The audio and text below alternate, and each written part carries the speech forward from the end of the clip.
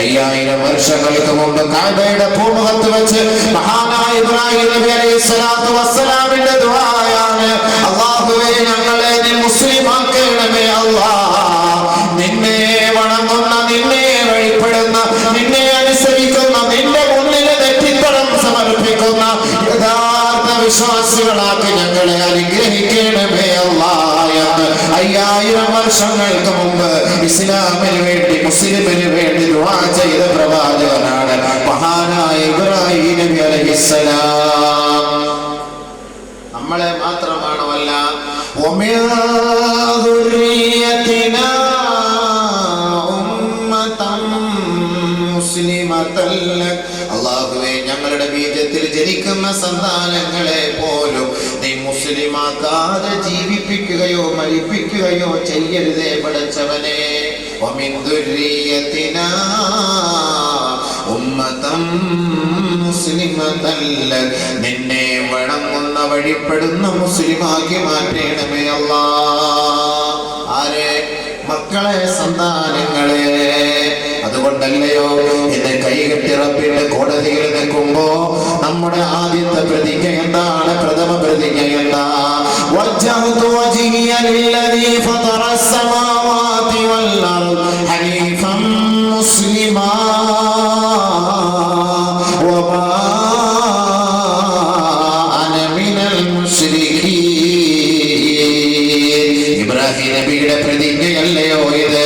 ഇബ്രാഹിം നബി റബ്ബിന്റെ തിരുമുസവിധത്തിൽ നിന്നുകൊണ്ട്, അല്ലാഹുവേ എന്റെ മുഖത്തെ നിന്റെ സവിധത്തിലേക്ക് ഞാനിതാ തിരിക്കുകയാണ്, എല്ലാ കുഫ്രിയത്തിന്റെ കോട്ടകൊത്തളങ്ങളെ തച്ചുടച്ചുകൊണ്ട്, അല്ലാഹുവേ ജഗത്ത് എന്താവ് നീ മാത്രമാണ്, ലോകത്തിന്റെ ദിപരാശക്തി നീ മാത്രമാണ്, ഞങ്ങളുടെ സൃഷ്ടാവ് നീ മാത്രമാണ്, ഞങ്ങൾക്ക് ജീവനം നൽകുന്നവനും നീ മാത്രമാണ് പടച്ചവനെ. അതുകൊണ്ട് നിന്നിലേക്ക് എന്റെ മുഖം ഞാൻ ഇതാ തിരിക്കുകയാ. ഇന്ന സ്വലാത്തി വനുസുഖി വമഹ്യായ വമമാതി ലില്ലാഹി റബ്ബിൽ ആലമീൻ ലാ ശരീക ലഹു വബിദാലിക ഉമിർതു വഅന അവ്വലുൽ മുസ്ലിമീൻ. ഇബ്രാഹിം നബി ഇങ്ങനെ പറഞ്ഞുവെങ്കിൽ ആദ്യത്തെ മുസ്ലിം ഞാനാണ്, നിന്നെ വഴിപ്പെടുന്നവനും അനുസരിക്കുന്നവനും. അല്ലാഹുവേ നിന്റെ അസ്തിത്വത്തിന്റെ മുന്നിൽ എന്റെ സ്വന്തം പിതാവിനെ പോലും അവഗണിച്ചുവെങ്കിൽ, എന്റെ കുടുംബക്കാരെ പോലും അവഗണിച്ചുവെങ്കിൽ, അല്ലാഹ് ആദ്യത്തെ മുസ്ലിം ഞാനാണ് റബ്ബേ എന്ന ചങ്കോറ്റത്തോടെ റബ്ബിന്റെ കോടതിയുടെ മുന്നിൽ പ്രതിജ്ഞയെടുക്കാൻ തയ്യാറായ പരിശുദ്ധ പ്രവാചകനല്ലയോ ഇബ്രാഹിം നബി അലൈഹിസ്സലാം. ആ ഇബ്രാഹിം നബിയുടെ പ്രാർത്ഥനയാണ് റബ്ബനാ വജഅൽനാ മുസ്ലിമീന വമിൻ ദുർരിയതിനാ ഉമ്മതൻ മുസ്ലിമതൻ ലക്. ഞങ്ങളെയും ഞങ്ങളുടെ സന്താനങ്ങളെയും മുസ്ലിമീങ്ങളാക്കണമേ അല്ലാഹുവേ, മുസ്ലിമീങ്ങളാക്കണമേ അല്ലാഹുവേ. എന്റെ നമസ്കാരം നിനക്ക് മാത്രമാണല്ലാഹ്, എന്റെ സുജൂദ് നിനക്ക് മാത്രമാണല്ലാഹ്, എന്റെ നോമ്പ് നിനക്ക് മാത്രമാണല്ലാഹ്, എന്റെ ഹജ്ജ് നിനക്ക് മാത്രമാണല്ലാഹ്, എന്റെ ചലനാത്മകമായ സകലമായ പ്രവൃത്തികളും നിനക്ക് മാത്രമാണല്ലാഹ്, എന്റെ അനക്കവും അടക്കവും ആദ്യവും അവസാനവും തുടക്കവും ഒടുക്കവും ലില്ലാഹി റബ്ബിൽ ആലമീൻ. ലോകങ്ങളുടെ രക്ഷിതാവേ നിനക്ക് മാത്രമാണ് അല്ലാഹ്. ആ ഒരു പ്രതിജ്ഞയെ പുതുക്കിക്കൊണ്ടാണ് 21-ാം നൂറ്റാണ്ടിൽ പോലും ജീവിക്കുന്ന മുസ്ലിമേ നീ കൈകെട്ടിക്കൊണ്ട് റബ്ബിന്റെ കോടതിയിൽ പറയുന്നത് വഅന മിനൽ മുസ്ലിമീൻ, ഞാനൊരു മുസ്ലിമാണ് അല്ലാഹ്. ഇപ്പോഴെടുക്കുന്ന പ്രതിജ്ഞ അതാണ്. ആധുനിക യുഗത്തിൽ മാത്രമാണോ ഇസ്ലാമിന് പ്രസക്തി? 5000 വർഷങ്ങൾക്ക് മുമ്പേ ഇസ്ലാമിന് പ്രസക്തിയുണ്ട്. 5000 വർഷങ്ങൾക്ക് മുമ്പേ ഇസ്ലാമിന് പ്രസക്തിയുണ്ട്. ആ പ്രസക്തിയാണ് ബഹുമാനപ്പെട്ട ഇബ്രാഹിം നബി അലൈഹിസ്സലാത്തു വസ്സലാമിന്റെ ദുആയിലൂടെ ലോകം മനസ്സിലാക്കിയത്.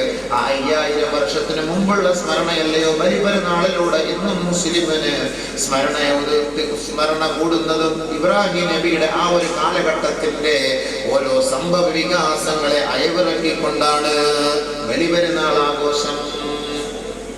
അല്ലാഹു തആല നൽകിയ പേര് ഹുവ സമ്മാകുമുൽ മുസ്ലിമീൻ. നിങ്ങൾക്ക് അല്ലാഹു പേര് നൽകിയത് മുസ്ലിമീങ്ങളെന്നാ. മുസ്ലിമീങ്ങളാണ് നിങ്ങൾക്ക് അല്ലാഹു പേര് നൽകിയത് മുസ്ലിമീങ്ങളാണെന്നാണ്. ആരായി പേരിട്ടത്? അള്ളാഹുടെ പേരിട്ടത്, മുസ്ലിം എന്ന് പേരിട്ടത്. ഇതിനകത്ത് ഒരുപാട് അർത്ഥങ്ങളുണ്ട്. ഈ ആധുനിക യുഗത്തിൽ ഇസ്ലാമിന്റെ പ്രസക്തിയെ കുറിച്ച് പറയുമ്പോൾ ഈ പേര് തന്നെ നമ്മളൊന്ന് മനസ്സിലാക്കിയാലേ, ഈ സിൽമ ഇന്ന് പൊതുവെ ഇന്ന് മുസ്ലിം സമുദായത്തെ പീഡിപ്പിക്കുന്ന ഭീകരവാദികളും തീവ്രവാദികളുമായി ചിത്രീകരിക്കപ്പെടുന്ന ഒരു കാലഘട്ടമാണല്ലോ.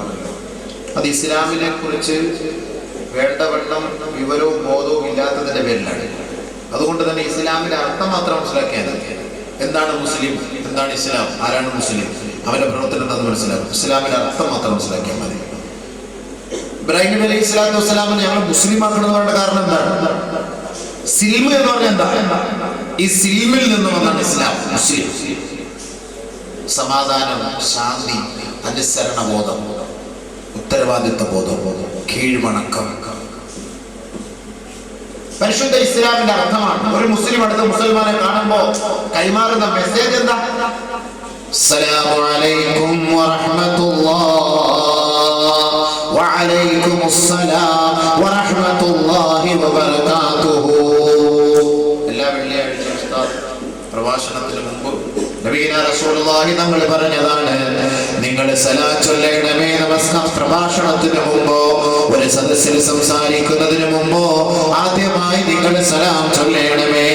ഉമ്മാന്റെ അരികിലേക്ക് പ്രവേശിക്കുമ്പോ സലാം ചൊല്ലണമേ. ഉപ്പാന്റെ അരികിലേക്ക് പ്രവേശിക്കുമ്പോ സലാം ചൊല്ലണമേ. കുട്ടികളെ കാണുമ്പോ സലാം ചൊല്ലണമേ. പരിശുദ്ധ ഇസ്ലാമിന്റെ പ്രഖ്യാപനമല്ലയോ സലാം ചൊല്ലാതെ ഒരു വീട്ടിലേക്ക് പ്രവേശിക്കരുത് എന്ന് പഠിപ്പിച്ച തത്വം, പഠിപ്പിച്ച ആദർശം പരിശുദ്ധ ഇസ്ലാം അല്ലാതെ മറ്റേത് സംസ്കാരമാണ്? എത്രത്തോളം പ്രസക്തിയാണ് അതിനുള്ളത്? യാ അയ്യുഹല്ലദീന ആമനൂ ലാ തദ്ഖുലൂ ബുയൂതാ ഗൈറ ബുയൂതികും ഹത്താ തസ്തഅനിസൂ വതുസല്ലിമൂ അലാ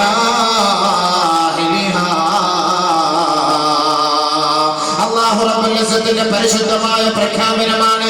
ലോക മുസൽമാൻ സ്വീകരിക്കേണ്ട പ്രഖ്യാപനമാണ്. ഏത് വീട്ടിൽ കയറിയാലും, അന്യന്റെ വീട്ടിൽ കയറിയാലും, സ്വന്തം വീട്ടിൽ കയറിയാലും, ഭാര്യയുടെ അരികത്തേക്ക് പോകുമ്പോഴും, മാതാപിതാക്കളെ സന്ദർശിക്കാൻ പോകുമ്പോഴും നിങ്ങൾ സലാം ചൊല്ലാതെ, ആ വീട്ടുകാരുടെ അനുവാദം വാങ്ങാതെ വീട്ടിലേക്ക് പ്രവേശിക്കരുതേ. ഫഇദാ ദഖൽതും ബുയൂതാ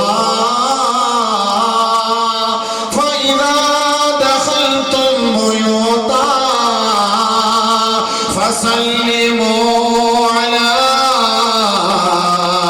أنفسكم تحية من عند الله مباركة طيبة. പരിശുദ്ധ ഖുർആനിന്റെ പ്രഖ്യാപനമാണിത്. 5000 വർഷങ്ങൾക്ക് മുമ്പ് പരിശുദ്ധ പ്രവാചകന്റെ ഇസ്ലാം എന്ന ദുആയ്ക്ക് വേണ്ടി ലോകത്തെ മുസ്ലിം സമുദായം ഒരുമിച്ച് കൂടുമ്പോ ആ ദുആയുടെ ബർക്കത്ത് കൊണ്ടാണ് ഇന്ന് ഈ പുണ്യമായ സ്ഥലത്ത് ഒരു മഹാനടക്കം ചെയ്യപ്പെടുന്നതും അതിന്റെ സ്മരണാഗീതം ഓതിക്കൊണ്ട് ഈ പുണ്യമായ സദസ്സിൽ നാം ഇൽമിനെ കുറിച്ച് ചർച്ച ചെയ്യുന്നതും ആ ഇസ്ലാം എന്ന അന്തസത്ത നിലനിൽക്കുന്നതിന്റെ പേരിലല്ലയോ? അല്ലാഹുവിന്റെ റസൂൽ പോലും അതിനെ കുറിച്ച് വിശദീകരിച്ച് തരുന്നില്ലയോ? മുസ്ലിം സഹോദരാ, നീ നിന്റെ വീട്ടിലേക്ക് കയറുമ്പോ, സ്വന്തം ഭവനത്തിലേക്ക് കയറുമ്പോ നീ സ്വന്തമായി സലാം ചൊല്ലണമേ. വീട്ടുകാർക്ക് സലാം ചൊല്ലണമേ. വീട്ടുകാർക്കോ സ്വന്തമായോ സലാം ചൊല്ലാതെ നീ വീട്ടിലേക്ക് പ്രവേശിക്കരുതേ. ശഫീആയ ഹബീബായ റസൂലുള്ളാഹി സ്വല്ലല്ലാഹു അലൈഹി വസല്ലം എന്തിനാ ഇതിന് ഇത്ര പ്രസക്തി? അസ്സലാമു അലൈക്കും സലാം പല രീതിയിലുണ്ട്. ഫുലൂസിനോട് അസ്സലാമു അലൈക്കും, പല നിലയ്ക്കുള്ള സലാം. ഭക്ഷണത്തിനുണ്ട് അസ്സലാമു അലൈക്കും, ഒരാളെ പോകുമ്പോണ്ട് അസ്സലാമു അലൈക്കും. അപ്പൊ ഈ സലാം വലിയ മഹത്വമൊന്നുമല്ല. സലാം അസ്സലാമു അലൈക്കും സലാം, അസ്സലാമു അലൈക്കും പറഞ്ഞാൽ സലാം, അത്രേ ഉള്ളൂ. ആദ്യമൊന്നുമില്ല. മുമ്പിലായിരുന്നു വഅലൈക്കും സലാം സലാം സലാം. يا أيها الذين آمنوا لا تدخلوا യദ്ഖുലു ബുയൂതൻ ഗൈറ ബുയൂതികും ഹത്താ തസ്തഅനിസു വതുസല്ലിമു അലാ ഇലിയാ. സലാം പറയണം. സലാം പറഞ്ഞ വീട്ടിലേക്ക് കയറി. എന്താ ഇതിന്റെ അർത്ഥം? ഇതിനകത്ത് അല്ലാഹ് ഇങ്ങനെ പറയണം. ഇതിന് ഇത്രയും വലിയ പ്രസക്തി എന്താ ഉള്ളത്? വഇദാ തഹയ്യയ്തും, നിങ്ങൾക്ക് ആരെങ്കിലും അങ്ങോട്ട് നല്ല നിലയിൽ ഒരു സലാം ചൊല്ലിയാൽ നിങ്ങൾ അങ്ങോട്ട് തിരിച്ചു മടക്കുമ്പോൾ നല്ലതുപോലെ മടക്കേണമേ. ഇങ്ങോട്ടുള്ള അസ്സലാമു അലൈക്കും എന്ന് പറഞ്ഞാൽ വഅലൈക്കും അസ്സലാം വറഹ്മത്തുള്ളാഹി വബറകാതുഹു നല്ലതിൽ പറഞ്ഞു അങ്ങോട്ട്. അതിന്റെ അർത്ഥം ഒരുപാട് തന്നെ സലാമിന്റെ മഹത്വം മാത്രം പറയുമ്പോൾ അതിന് വലിയ അർത്ഥമാണ്. ഞാൻ എന്റെ വിഷയം അതല്ല. ഈ മുസ്ലിമും ഇസ്ലാമും ഈ സലാമുമായിട്ട് ബന്ധം വരുന്നുണ്ട്. അതൊന്നും ഒന്ന് മനസ്സിലാക്കാൻ വേണ്ടി പറയാം. ഇതുകൊണ്ടുള്ള ഗുണം എന്താ? എന്തിനാണ് താങ്കൾ വീട്ടിൽ പ്രവേശിക്കുമ്പോൾ സലാം പറയണമെന്ന് പറയുന്നത്? കാരണം എന്താ? ഇദാ ദഖൽതും ബുയൂതാ ഫസല്ലിമു അലാ അൻഫുസികും തഹിയ്യതൻ മിൻ ഇൻദില്ലാഹി മുബാറകതൻ ത്വയ്യിബാ. സയ്യിദ് ഇബ്നു അസ്ലം റളിയല്ലാഹു അൻഹു റിപ്പോർട്ട് ചെയ്യുന്ന ഹദീസിൽ കാണാം, ഹബീബായ റസൂലുള്ളാഹി സ്വല്ലല്ലാഹു അലൈഹി വസല്ലം തങ്ങൾ പറയുകയാണ്, ലൗ അന്ന അഹദകും ഹീന യദ്ഖുലു ബൈതഹു വലം യുസല്ലിം അലൈഹി വലം യദ്കുർ ഇസ്മല്ലാഹി അലാ തആമിഹി ഖാല അശ്ശൈത്താനു ലിഅഅ്വാനിഹി അദ്റക്തുമുൽ മബീതാ അദ്റക്തുമുൽ മബീതാ അദ്റക്തുമുൽ മബീതാ വൽ അശാ. അല്ലാഹുവിന്റെ റസൂൽ വെറുതെയല്ല പറഞ്ഞത്. പരസ്പരം സലാം പറയണമെന്നും കൈമാറണമെന്നും വീട്ടിലേക്ക് കയറുമ്പോഴും കുടുംബക്കാരെ കാണുമ്പോഴും ഭാര്യമാരെയും മക്കളെയും കാണുമ്പോൾ സലാം ചൊല്ലണമെന്ന് പഠിപ്പിച്ചതിന്റെ അർത്ഥം എന്തെന്നറിയുമോ? അല്ലാഹുവിന്റെ റസൂലിന്റെ പ്രഖ്യാപനമാണ്. ആരൊരാൾ തന്റെ വീട്ടിലേക്ക് കടക്കുമ്പോ സലാം ചൊല്ലാതിരിക്കുകയോ ആ വീട്ടിൽ നിന്ന് ഭാര്യ വിളമ്പിത്തരുന്ന ഉമ്മ വിളമ്പിത്തരുന്ന ഭക്ഷണം കഴിക്കുമ്പോ ബിസ്മി ചൊല്ലാതെ കഴിക്കുകയോ ചെയ്താൽ പിശാച് തന്റെ അനുയായികളോട് വിളിച്ചു പറയുമത്രേ, നിങ്ങൾ പോകരുതേ പിശാചുക്കളെ.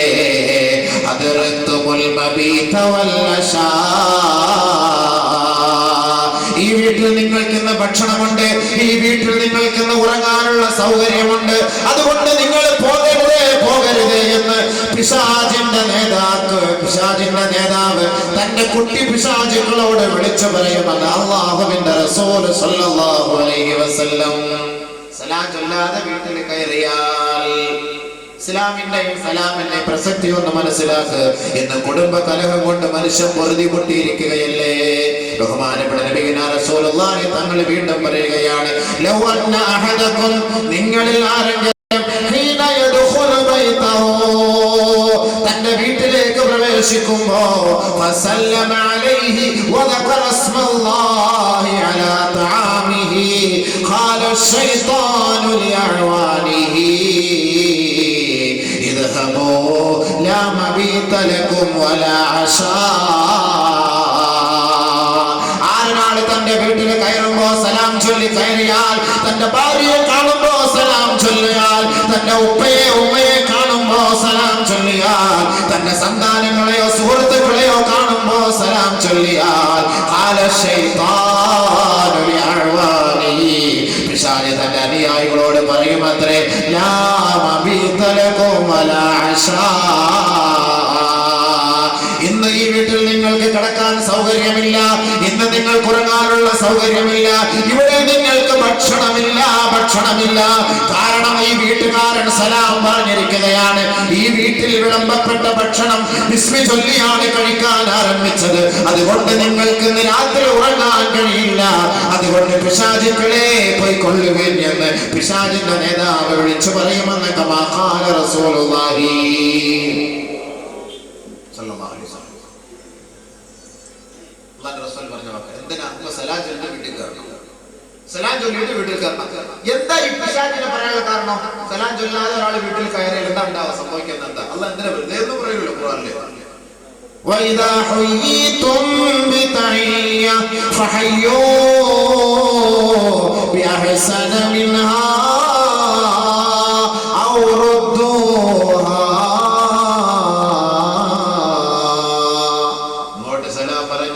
നല്ലതുപോലെ മടക്കി നിങ്ങൾ അങ്ങോട്ട് മറുപടി നൽകി അവരെ സന്തോഷിപ്പിക്കണമേ, വരുന്നവരെ ആദരിക്കണമേ.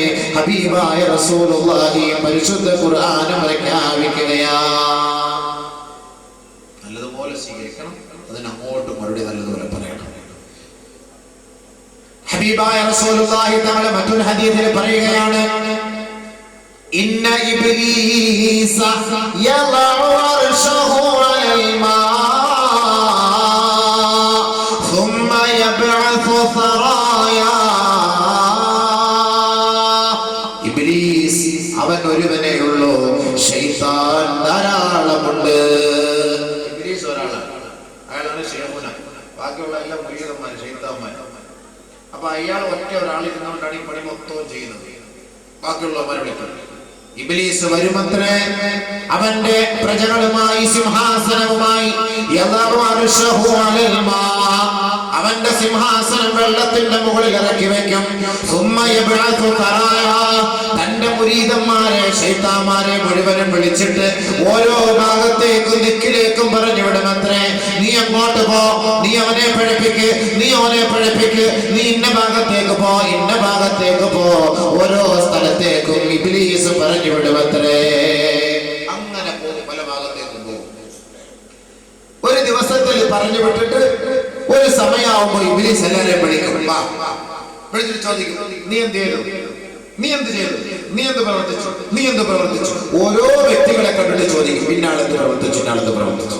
അപ്പൊ ഓരോരുത്തർ പറയും, ഞാൻ ഇന്നവനെ പിഴപ്പിച്ചു, ഞാൻ നിസ്കാരം ഒഴിവാക്കിച്ചു, ഇന്ന ചങ്ങാതിയെ നിസ്കാരം നോമ്പ് പിടിപ്പിച്ചില്ല, ഇന്ന ചങ്ങാതി വ്യഭിചരിപ്പിച്ചു, കള്ളു കുടിപ്പിച്ചു, ഇതൊക്കെ പറയും. ഇതൊന്നും ഇബ്ലീസിന് തൃപ്തിയല്ല, ഇബ്ലീസിനൊന്നും തൃപ്തിയാവില്ല. ഇബ്ലീസ് തൃപ്തിപ്പെടാൻ വേണ്ടി വേറെ ഒരു ചങ്ങാതി, ഒരു ശൈത്താൻ എഴുന്നേറ്റ് പറയും, ഒരുവനെ ഞാൻ വെറുതെ വിട്ടിട്ടില്ല,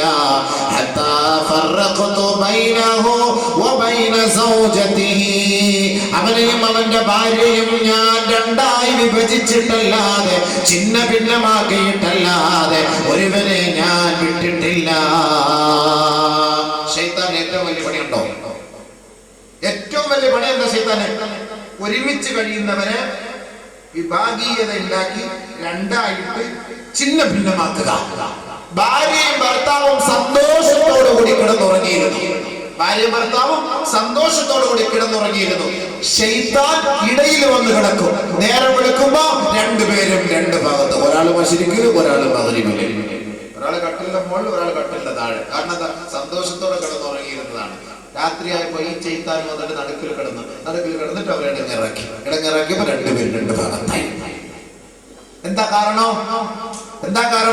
ശൈത്താൻ ചെയ്യുന്ന ഏറ്റവും വലിയ പണിയാണ് കുടുംബത്തിൽ ഛിദ്രത ഉണ്ടാക്കുക. ഇതാണ് പിശാചിന്റെ പണി. ശൈത്താൻ എത്രത്തോളം നല്ല നിലയിൽ ജീവിക്കുന്ന ഭാര്യയാകട്ടെ, ഭർത്താവാകട്ടെ, കുടുംബക്കാരാകട്ടെ, അവരെ ഇടങ്ങേറാക്കുന്ന പണിയാണ് പിശാചിന്റെ പണി, ശൈത്താന്റെ പണി. അതാണ് ശൈത്താൻ ചെയ്യുന്നത്. അതുകൊണ്ട് നബി സല്ലല്ലാഹു അലൈഹി വസല്ലം പറഞ്ഞത് എന്താ? നിങ്ങൾ വീട്ടിലേക്ക് വരുമ്പോൾ സലാം ചൊല്ലണം. സലാം ചൊല്ലി ശൈത്താനോട് കഴിക്കുന്ന ഭക്ഷണം ബിസ്മി ചൊല്ലി കഴിക്കണം, പിശാചോടും. ഭാര്യയും ഭർത്താവുമായി ബന്ധപ്പെടുമ്പോൾ അഊദു ബില്ലാഹി ചൊല്ലണം, ബിസ്മി ചൊല്ലണം. ശൈത്താനിൽ നിന്ന് അല്ലാഹുവിനോട് കാവൽ തേടണം, ബിസ്മി ചൊല്ലണം. ഈ രണ്ട് കാര്യമില്ലാതെ ഭാര്യയും ഭർത്താവുമായി ബന്ധപ്പെട്ടാൽ പിശാച് ആ ജനനേന്ദ്രത്തിൽ നിന്ന് ഭാര്യയുടെ ഗർഭാശയത്തിലേക്ക് പ്രവേശിക്കും. അവര് തമ്മിൽ സന്തോഷം ഉണ്ടാവുകയില്ല. ഇതൊക്കെ നബിതങ്ങൾ നമ്മളെ പഠിപ്പിച്ചിരുന്ന വാക്കുകളാണ്. സലാമിലൂടെ ഹബീബായ റസൂലുള്ളാഹി ഒരു സംഭവം പറയുന്നു ഹദീസിലൂടെ. എങ്ങനെയാണ് ശൈത്താൻ പ്രശ്നം ഉണ്ടാക്കുന്നത് കുടുംബത്തിൽ? ഹബീബായ റസൂലുള്ളാഹി തആല പറയുകയാണ്, ഇന്ന ശൈത്താന യഅതി അലാ ഫിറാശി അഹദികും ബഅദ യുഫിർശുഹു അഹ്ലുഹു വയുഹയ്യിഊനഹു. ഭാര്യ തന്റെ ബെഡെല്ലാം വൃത്തിയാക്കി ശുദ്ധിയാക്കി എല്ലാം അടിച്ചു തൂത്തുവാരി വൃത്തിയാക്കി വിരിപ്പ് വിരിച്ചതിന് ശേഷം ശൈത്താൻ ആ മുറിയിലേക്ക് കടന്നു വരുമത്രേ. ഫയുൽഖി അലൈഹി ഊദ വൽ ഹജറ അബിശൈഅ. കല്ല്, കട്ട, മണ്ണാങ്കട്ട, കമ്പ്, ഇതുപോലുള്ള ഉപദ്രവം ഉണ്ടാക്കുന്ന വസ്തുക്കളെ പിശാച് ആ വിരിപ്പ് വെടിപ്പാക്കിയ ശുദ്ധമാക്കിയ വിരിപ്പിലേക്ക് വലിച്ചെറിയുമത്രേ. ലിയുഗ്ളിബഹു അലാ തന്റെ ഭാര്യയോട് ഭർത്താവ് വിദ്വേഷം പ്രകടിപ്പിക്കാൻ, തന്റെ ഭർത്താവും ഭാര്യയും തമ്മിൽ വഴക്കുണ്ടാകാൻ ഇത് പിശാച് ഇഷ്ടപ്പെട്ടുകൊണ്ട് ആ വീട്ടിലേക്ക് കയറിയിട്ട് ആ വീട്ടിൽ മണിയറയിൽ ഒരുക്കിയിരിക്കുന്ന വിരിപ്പിൽ പലതരത്തിലുള്ള മാലിന്യങ്ങളും കൊണ്ട് വലിച്ചെറിയുമത്രേ. ഭാര്യ നല്ല വൃത്തിയാക്കി തൂത്ത് തുടച്ച് വൃത്തിയാക്കി വിരിച്ചിട്ടുള്ള വിരിപ്പ് ഭർത്താവ് വരുമ്പോ സന്തോഷത്തോടെ കിടക്കട്ടെ എന്ന് നോക്കിയാല് ഭർത്താവ് വരുന്ന സമയത്ത് കല്ല്, മണ്ണ്, സ്വാഭാവികമായിട്ട് ഭർത്താവിന് ദേഷ്യം ഉണ്ടാവൂലേ? നിന്നെ കൊണ്ട് എന്തിനു കൊള്ളാം? നിനക്ക് വിവരമുണ്ടോ? നിനക്കിന്റെ വാപ്പാക്ക് വിവരമില്ല, പിന്നെ നിനക്ക് വിവരമുണ്ടാകും. വൃത്തിയുണ്ടായി ഇതെന്താ വെച്ചാൽ ഞാൻ സത്യം വെച്ചോ എല്ലാം വൃത്തിയാക്കി ഇപ്പൊ ഇട്ടതേ വിളിച്ചാ ഇത് ആരാ കൊണ്ടിട്ട് നിനക്കറിയില്ല. ശൈത്താൻ എന്തിനാ രണ്ടുപേരും കൂടെ യോജിച്ച് സന്തോഷത്തോടു കൂടി അടിച്ചു പൊളിച്ച് ബൈക്കിനകത്ത് കെട്ടിപ്പിടിച്ച് യാത്ര ചെയ്യുമ്പോ ശൈത്താൻ സഹിക്കാൻ കഴിയുന്നില്ല. ഇവരുടെ ഈ സന്തോഷങ്ങളുടെ ശൈത്താൻ സഹിക്കാൻ കഴിയുന്നില്ല. ഇവരെ തമ്മിലൊന്ന് ചിന്ന ഭിന്നമാക്കി ഒന്ന് കണ്ടിട്ട് രസിക്കണം. നബിയുനാ റസൂലുള്ളാഹി പറഞ്ഞു, അങ്ങനെ നിങ്ങളിൽപ്പെട്ട ആരെങ്കിലും ഇങ്ങനത്തെ സംഭവം കണ്ടാൽ നിങ്ങൾ കോപിക്കരുത്, നിങ്ങൾ തന്റെ കുടുംബക്കാരെയും ഭാര്യയോട് നിങ്ങൾ കോപിക്കരുത്. കമാ റസൂലുള്ളാഹി. കാരണം എന്താ? ഇന്ന ദാലിക മിനശ് ശൈത്താൻ. ഇത് പിശാചിന്റെ പണിയാണ്. അതുകൊണ്ട് വീടും പരിസരവും വൃത്തിയാക്കാതെ വെടിപ്പാക്കാതെ ഭാര്യമാര് കിടക്കാൻ നിൽക്കേണ്ട, അതൊരു വിഷയം പറയാം. ഇനിയിപ്പം വീടും പരിസരവും വൃത്തിയാക്കാതെ ഭർത്താവ് ഇതെന്താ വൃത്തി, അത് ശൈത്താൻ കൊണ്ടിട്ട് തയ്ച്ചാൽ ഞാനിതെല്ലാം വൃത്തിയാക്കിയിട്ട് തയ്ച്ചെന്ന് പറയാൻ നിൽക്കണ്ട. അതുകൊണ്ട് അത് നമ്മൾ വൃത്തിയാക്കിക്കോ. പക്ഷെ ഇതെന്തിനാ സംഭവം? പ്രശ്നം ഉണ്ടാക്കാൻ. അപ്പൊ ഞാൻ ചുരുക്കി പറഞ്ഞു എന്താ, സലാം ചൊല്ലിയാൽ, ഭാര്യയ്ക്ക് സലാം ചൊല്ലിയാൽ, ഭർത്താവിന് സലാം ചൊല്ലിയാൽ, കുടുംബക്കാർക്ക് സലാം ചൊല്ലിയാൽ പ്രശ്നങ്ങൾ മാറിക്കിട്ടും. ഭക്ഷണം കഴിക്കുമ്പോൾ ബിസ്മി ചൊല്ലിയാൽ പിശാച് അതിലേക്ക് കടക്കുകയില്ല. ഇതുകൊണ്ടാണ് പരിശുദ്ധ ഇസ്ലാം മുസൽമാന് നൽകുന്ന അഭിവാദ്യം അസ്സലാമു അലൈക്കും വഅലൈക്കുമുസ്സലാം വറഹ്മത്തുള്ളാഹി വബറകാതുഹു. ഇതിൽ വലിയ റഹ്മത്തുള്ളാഹി വലിയ ഒരുപാട് വിഷയങ്ങൾ അടങ്ങിയിട്ടുണ്ട്. വബറകാതുഹു ഒരുപാട് വിഷയം. എന്റെ വിഷയം സലാമല്ല, ഞാൻ ഇസ്ലാമുമായി ബന്ധപ്പെട്ട ഈ വിഷയം ബന്ധപ്പെട്ടതാണ്. ഇപ്പൊ ഞാൻ പറഞ്ഞെന്താ, ഒരു മുസ്ലിം അടുത്ത മുസ്ലിമിനെ കാണുമ്പോ പരസ്പരം കൈമാറേണ്ടത് എന്താണ്?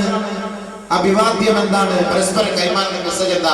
സലാം, സമാധാനം, സന്തോഷം, കുടുംബ ഐശ്വര്യം, മാനസിക ഐശ്വര്യം, ശാരീരിക ഐശ്വര്യം, ശാരീരിക സൗഖ്യമാണ് പരിശുദ്ധ ഇസ്ലാം ലോകത്തോട് പ്രഖ്യാപിക്കുന്നത്. അതിനാണ് സലാം. സലാം അത് ഇസ്ലാമിന്റെ മക്കളെ കൊണ്ട് മാത്രമേ സാധ്യമാവുകയുള്ളൂ. ലോകത്ത് സമാധാനം വേണമോ?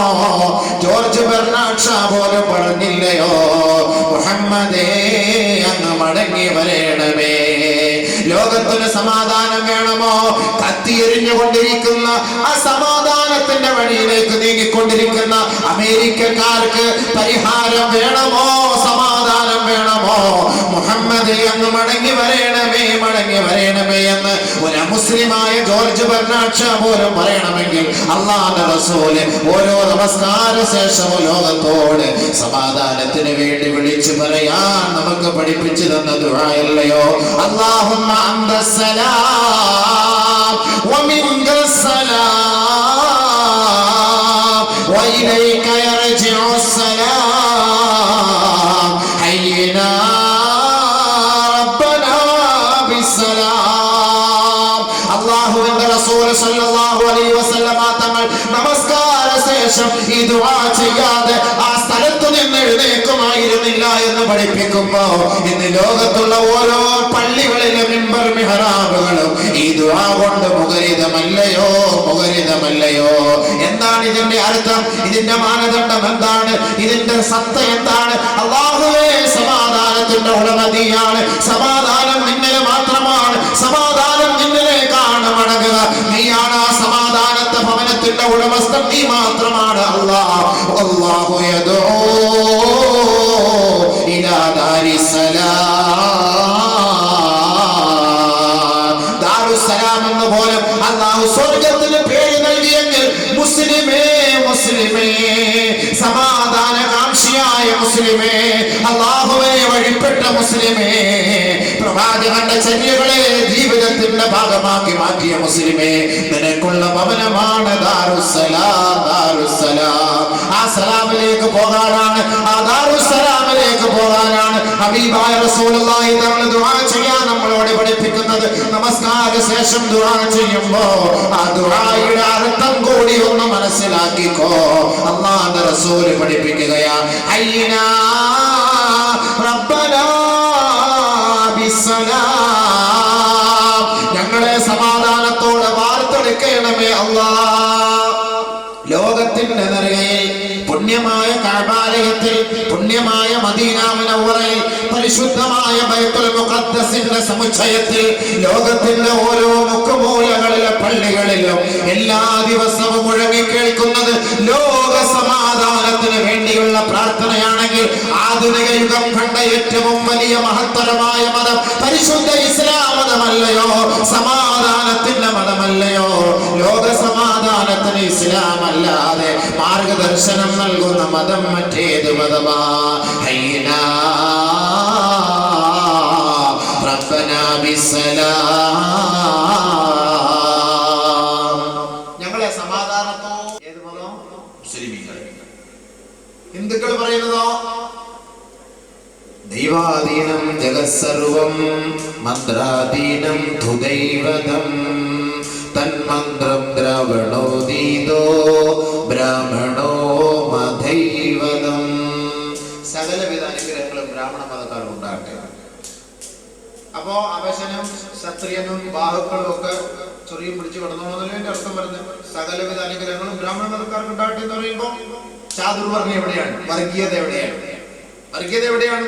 ഇസ്ലാമാണ്. ഇസ്ലാം പഠിപ്പിച്ചെന്താ? ഹയ്യിനാ റബ്ബനാ ബിസ്സലാം, സമസ്ത ലോകവും സൗഖ്യത്തിൽ ഭവിക്കട്ടെ എന്നുള്ള ദുആ പരിശുദ്ധ ഇസ്ലാം പറയുമ്പോ നമുക്കിവിടെ വൈരുദ്ധ്യമില്ല. ഇവിടെ കുറച്ച് പ്രത്യേക ആളുകൾക്ക് സൗഖ്യം കിട്ടട്ടെ, ബാക്കിയുള്ളവരൊക്കെ നരകത്തിൽ പോകട്ടെ എന്ന് ദുആ അല്ല ഇസ്ലാം പഠിപ്പിക്കുന്നത്. ഇസ്ലാം പഠിപ്പിക്കുന്നത് സമാധാനത്തിന് വേണ്ടിയുള്ള പ്രഖ്യാപനമാണ്. ബ്രാഹ്മണ മതക്കാരുടെ പ്രാർത്ഥനയിലുള്ളത് എന്താണ്? ബ്രാഹ്മണ മതക്കാർക്ക് മാത്രമല്ല വിധ സൗഖ്യങ്ങളും ഉണ്ടാകട്ടെ. എന്നാൽ മറ്റൊരു സ്ഥലത്ത് ഹൈന്ദവർ, അവിടെ അതാണ് വൈരുദ്ധ്യം എന്ന് പറയുന്നത്. നമുക്കിവിടെ ഒരൊറ്റ നിയമമേ ഉള്ളൂ, നമുക്കിവിടെ വൈരുദ്ധ്യമില്ല. സ്വസ്തി പ്രജാഭ്യ പരിപാലയതാം ന്യായേന മാർഗേണ മഹീമഹീംഷാ ഗോബ്രാഹ്മണേഭ്യ സുഖമസ്തു നിത്യാ ലോകാ സമസ്തോ സുഖിനോ ഭവന്തോ. സമസ്ത ലോകവും സൗഖ്യത്തിൽ ഭവിക്കട്ടെ, അത് മറ്റൊരർത്ഥത്തിൽ ഒരു പ്രാർത്ഥന. അപ്പൊ ഇവിടെ വൈരുദ്ധ്യം വന്നല്ലോ. ബ്രാഹ്മണർക്കൊരു ദുആ, ക്ഷത്രിയനൊരു ദുആ, ബാഹുക്കൾക്ക് ഒരു പ്രത്യേക ദുആ. അവിടെ വൈരുദ്ധ്യം ഉണ്ടാവുന്നു. പരിശുദ്ധ ഇസ്ലാം പഠിപ്പിക്കുന്ന വൈരുദ്ധ്യമില്ല. ഹയ്യിനാ റബ്ബനാ ബിസ്സലാം, ലോകമേ ലോകമേ ലോകത്തിന് സമാധാനം നൽകണമേ അല്ലാഹ്.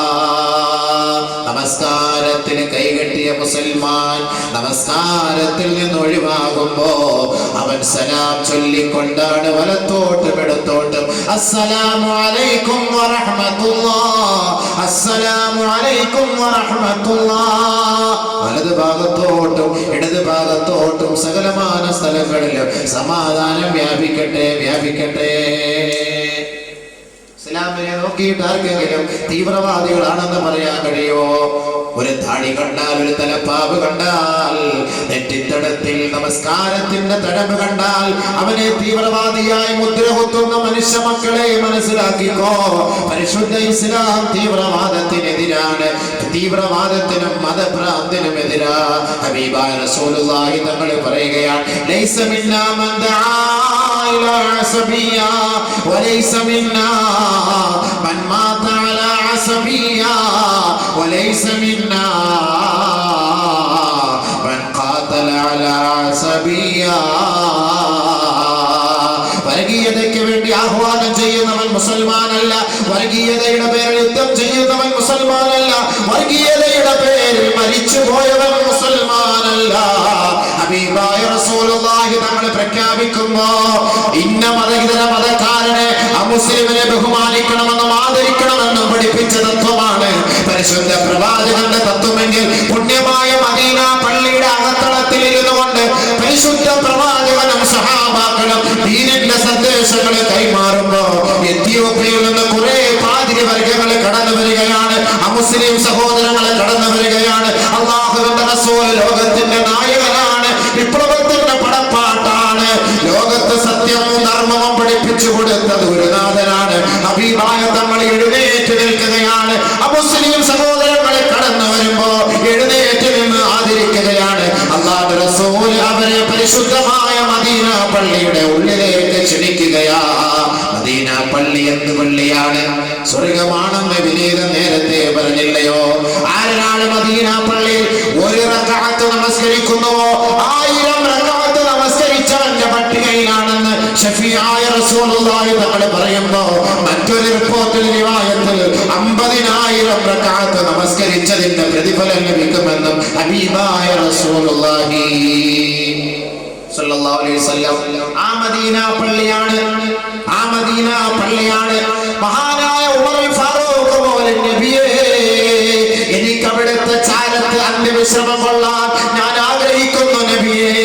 വീരശൂര പരാക്രമിയായ ഉമർ ഫാറൂഖ് റളിയല്ലാഹു തആല അൻഹു ലോകത്തെ പിടിച്ചു കുലുക്കിയ ഉമർ ഫാറൂഖ്, കുഫ്രിയത്തിന്റെ കോട്ടകൊത്തളങ്ങളെ തകർത്തെറിഞ്ഞ ഉമർ ഫാറൂഖ്, ഉതുബത്തിന്റെയും ശൈബത്തിന്റെയും മുന്നിൽ പരസ്യമായി കഅബയുടെ കില്ല പിടിച്ച് ആരാധനകൾ അല്ലാഹുവല്ലാതെ മറ്റാരുമില്ലടാ, ഇത് മുഹമ്മദ് മുസ്തഫ തങ്ങൾ ലോകത്തിന്റെ പ്രവാചകനാണടാ, അനിഷേധ്യ നേതാവാണെന്ന് ഉതുബത്തിന്റെയും ശൈബത്തിന്റെയും അബൂജാഹിലിന്റെയും അബൂലഹബിന്റെയും ഉബയ്യ് ഇബ്നു ഖലഫിന്റെയും കോട്ടകൊത്തളങ്ങളെ കിടിലം കൊള്ളിക്കുമാറ് ഉച്ചസ്ഥലം പ്രഖ്യാപിക്കാൻ ചങ്കോറ്റം കാണിച്ച മഹാനായ ഉമർ ഫാറൂഖ് റളിയല്ലാഹു അൻഹുവിന്റെ പ്രാർത്ഥന എന്തായിരുന്നു?